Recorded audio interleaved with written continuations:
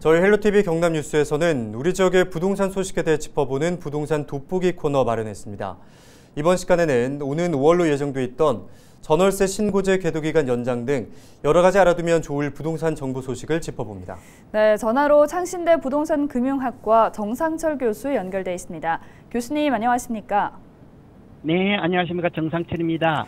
네, 이달 말 종료가 예정돼 있던 이 전월세 신고제 계도 기간이 늘어난다는데요. 먼저 전월세 신고제란 무엇입니까?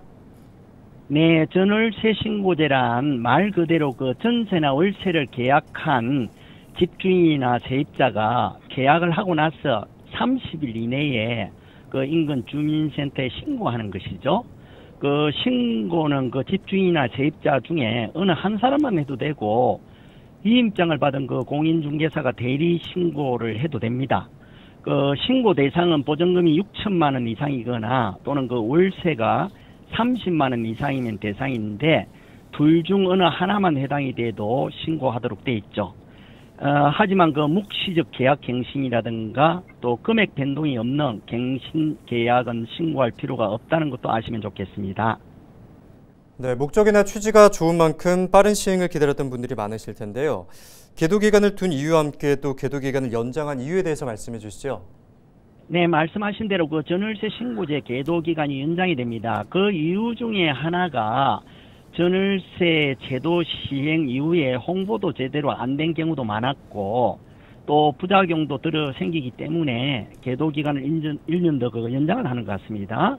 그 예를 들어서 집주인이나 임차인 모두 신고 의무가 있다는 것조차 모르는 경우가 있고 또 집주인이 신고 기준에 미치지 않도록 그 보증금이나 월세를 낮추어 그 대신 그 관리비를 올리는 꼼수 매물이 나오기도 한다는 것이죠. 그 집주인 입장에서는 그동안 공개되지 않았던 그 임대 수익이 드러남으로써 그 과세를 해야 된다는 우려하는 부분도 있는 게 사실이죠. 따라서 신고 대상이 되지 않기에 월세는 30만 원 미만으로 조정을 하고 또 대신 관리비를 크게 올려받는 등의 편법도 늘어났다는 겁니다. 따라서 각 지자체가 당장 그 6월부터 신고 누락된 계약을 찾아내서 이 과태료를 부과해야 하는데 이 막대한 행정력 투입에 대한 부담감도 있기 때문에 아마 계도 기간을 1년 더 연장하는 요인으로 작용한 것으로 이렇게 보입니다. 네. 이 계도 기간 연장에 새 정부 출범과 또 지방선거의 영향도 있다는 말도 나옵니다. 현재 시행이 되고 있는 임대차 3법이 계도 기간 동안 폐지 수순을 밟는 건 아닌지 궁금한 도민분들이 많은데요. 앞으로 1년 동안 어떤 변화가 있을 것으로 보입니까?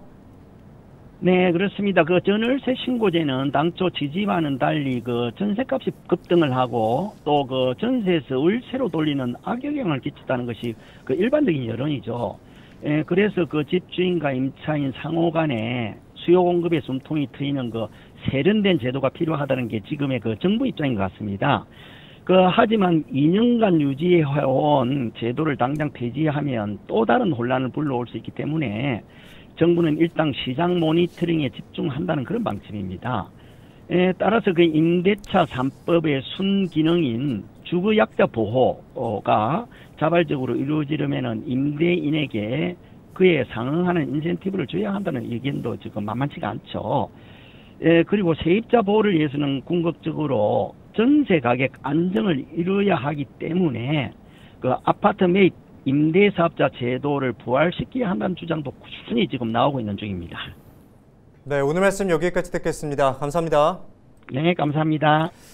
부동산 정책에 있어서 지난 정부 기조와는 다른 공약이 있었던 만큼 내 집 마련과 또 이사 준비를 계획하시는 분들께 좋은 정보가 됐길 바랍니다.